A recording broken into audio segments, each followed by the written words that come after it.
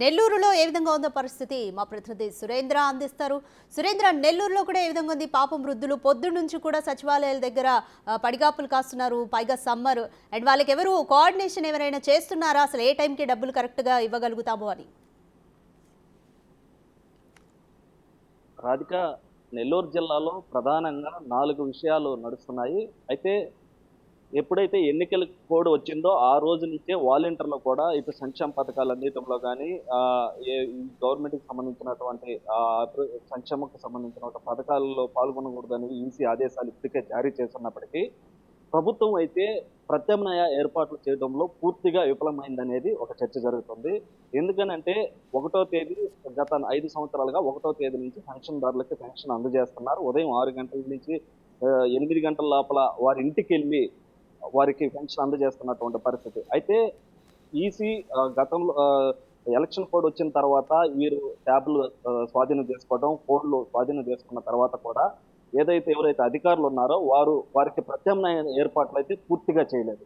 అదొక విషయం నడుస్తుంటే, మరో పక్క ఈ రోజు నుంచి అంటే 3వ తేదీ నుంచి 8వ తేదీ వరకు పెన్షన్లు పంపిణీ చేయాలని చెప్పి అదేవిధంగా ఆ యొక్క సచివాలయాల వద్ద శామ్యానాలు వచ్చినటువంటి వారికి ఇబ్బందులు లేకుండా వాటరు, కూల్ డ్రింక్స్ వంటి ఏర్పాట్లు కూడా చేయాలని చెప్పినప్పటికీ కూడా అక్కడ వచ్చినటువంటి వారందరూ కూడా మరోపక్క వారికి ఎన్ని గంటల నుంచి అమౌంట్ వాళ్ళకి పెన్షన్దారులకి అమౌంట్ అందజేస్తారనేది కూడా సరిగా అందించడంలో కూడా పూర్తిగా విఫలమైందనేది కూడా ఇక్కడ ఒక చర్చ అయితే నడుస్తుంది.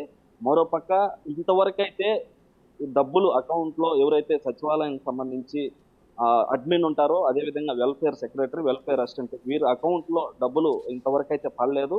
అయితే పెన్షన్దారులకి విషయం తెలియక వారు ఉదయం నుంచి 7 గంటల నుంచి కూడా ఆ యొక్క సచివాలయాలకు ఇప్పుడు నెల్లూరు జిల్లాలో ఉన్నటువంటి అన్ని సచివాలయాల దగ్గరికి వెళ్ళి వెనుదిరిగి వెళ్తున్నటువంటి పరిస్థితి. మరో పక్క అక్కడ ఏదైనా ఏర్పాట్లు చేసి ఉంటారని అంటే అలాంటి ఏర్పాట్లు కూడా ఎక్కడా చేయలేదు. శామ్యానాలు కానీ, కూల్ డ్రింక్స్ కానీ, వాటర్ కానీ వారికి కావాల్సినటువంటి, ఎందుకనంటే పెన్షన్దారులకు వచ్చే వాళ్ళంతా వయసు పైబడినటువంటి వారు వస్తుంటారు. అటువంటి వారికి అక్కడ చేయాల్సినటువంటి ఏర్పాట్లు అయితే పూర్తిగా చేయకపోవడంలో ఇటు ప్రభుత్వం అయితే విఫలమైందని కూడా మరో పక్క ఇటు పెన్షన్దారులు ఆగ్రహం వ్యక్తం చేస్తున్నారు.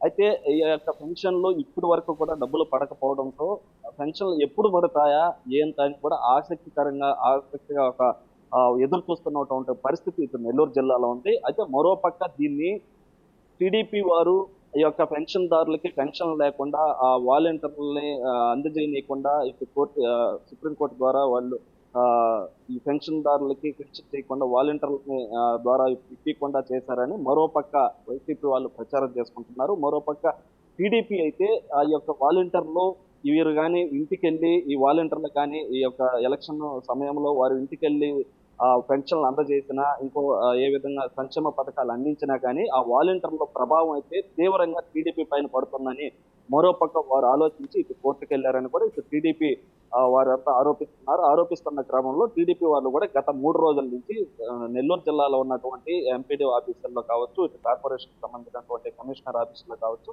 అన్ని గవర్నమెంట్ కార్యాలయాల్లో కూడా వినతి పత్రాలు అందజేస్తున్నారు. అయితే వచ్చేటువంటి పెన్షను మీరు వృద్ధులకి ఇచ్చేటువంటి పెన్షన్ విషయంలో ఏర్పాట్ల విషయంలో అయితే పూర్తిగా విఫలమయ్యారు.